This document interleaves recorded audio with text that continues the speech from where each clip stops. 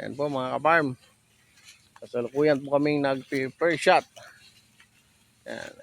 Ito po yan sa area ni Boss Mike and Kuya Bebot dito po sa San Juan, Batangas. Ito po ay declare natin as demo area na hindi pa lang po natin may open in public dahil syempre gusto po muna natin ay meron tayong 100% na sabi nga permiso ng may-ari. Yan. Dahil ito po ay isang private farm na meron pong mga nangangasiwa. First time po natin itong hinawakan. Matindi rin po ang kaso ng sigay dito dahil yung mga voluntaryo po mismo ay hindi po lumaki. So climatic condition pa rin po ang ating first na unang-una nating tinitingnan dyan na naging dahilan. Kaya sabi ko nga po, sana naman maging balanse na po yung init at lamig ng panahon. Ang Batangas po kasi, dito sa Southern Luzon, iba po ang climatic condition. Iba din po ang climatic condition sa Northern Luzon. Kaya minsan magtataka kayo, bakit may area na malakas magsigay, samantalang wala namang ginamit na ibang mga lason. May mga areas po na ang ganda ng labas ng butil, samantalang laging umuulan.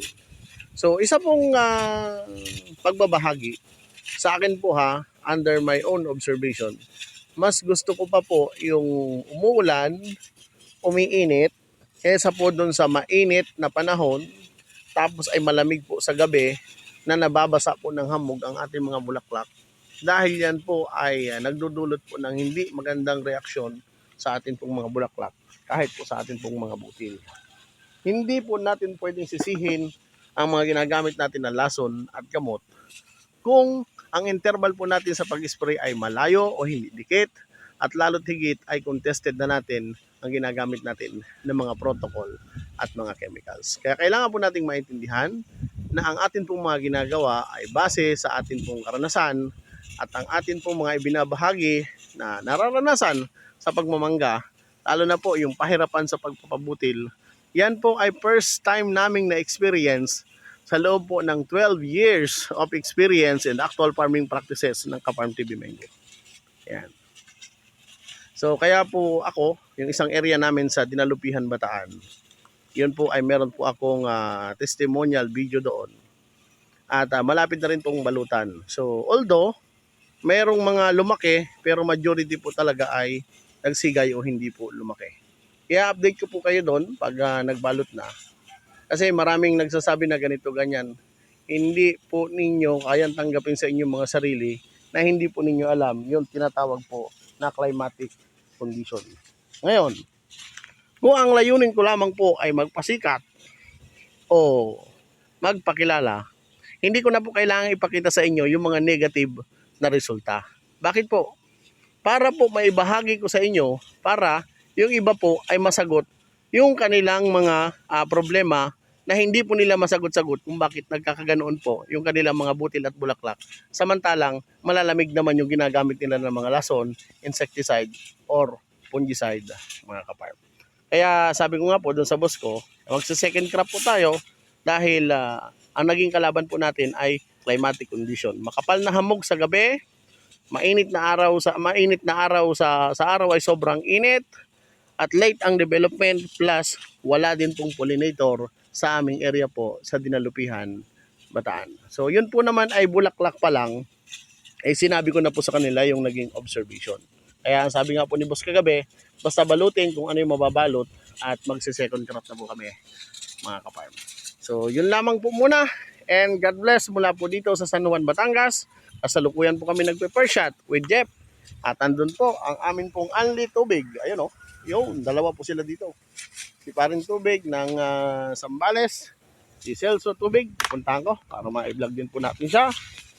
Yan, abangan nyo po itong area na to dahil ito po, sigurado po ako na hindi po ito magkakaproblema sa schedule, hindi po ito magkakaproblema sa kontrata, at lalong hindi po ito magkakaproblema pagdating po sa schedule of spraying dahil wala pong sasaway sa amin at wala pong pipigil sa amin dahil direkta po kami sa may-ari at sa mismong katiwala na aming kausap, mga kaparm. So muli, tayo po ay nasa sharing scheme dito at ang nagpipinance po ay ang mismong may-ari ng farm, mga kaparm. So, ngayon, sa mga nagme-message sa akin, kung kayo po ay mga private farm owner, pwede po tayo mag-usap ng direkta, pero pass po muna ako sa mga contractor and subcontractor dahil po sa nangyari sa amin pong area dyan po sa Herona, Tarlac.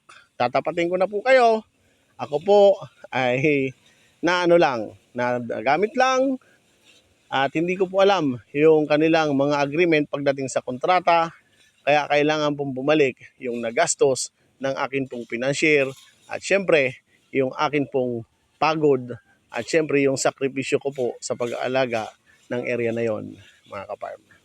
So kahit po sinong tanungin ko, naunawaan po nila yung sitwasyon ko.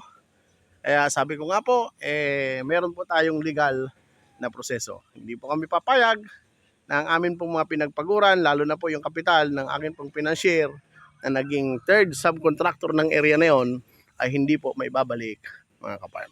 Volume production po yon na nasayang na kami po ay pinagbawalang mag-spray ng mismong may-ari ng farm dahil hindi po nila nabayaran ang napag-usapan sa term and condition ng kanila pong kontrata. Kami po ay naipit lang as manpower. At syempre, under my advisory, at kitang-kita nyo naman po kung gaano kakapal at gaano kaganda ang aming bulaklak nung kami po ay nagpabaon at nag-emergency shots. Na nung kailangan na po namin na mag-partial hugas ng 38 days, ay hindi na po kami pinayagang mag-spray ng mismong may-ari ng farm dahil trespassing na daw po kami dahil hindi po nagbayad ng renta ang nasabing contractor. So yun na po. So napag-usapan na rin po namin ang financier namin yan na hindi po pwede, na hindi po babalik yung kanilang kapital at yung effort po ng amin po mga tao. Kung kinakailangan po na mag-usap sa legal, ay gano'n na lamang po siguro ang mangyayari, mga kaparm. Ako po ay mabait at ako po ay minsan ay nagpapagamit, pero sa pagkakataon pong ito ay malaki pong perwisyo ang nangyari sa aming area, mga kaparm. So God bless po and happy farming. I love you all.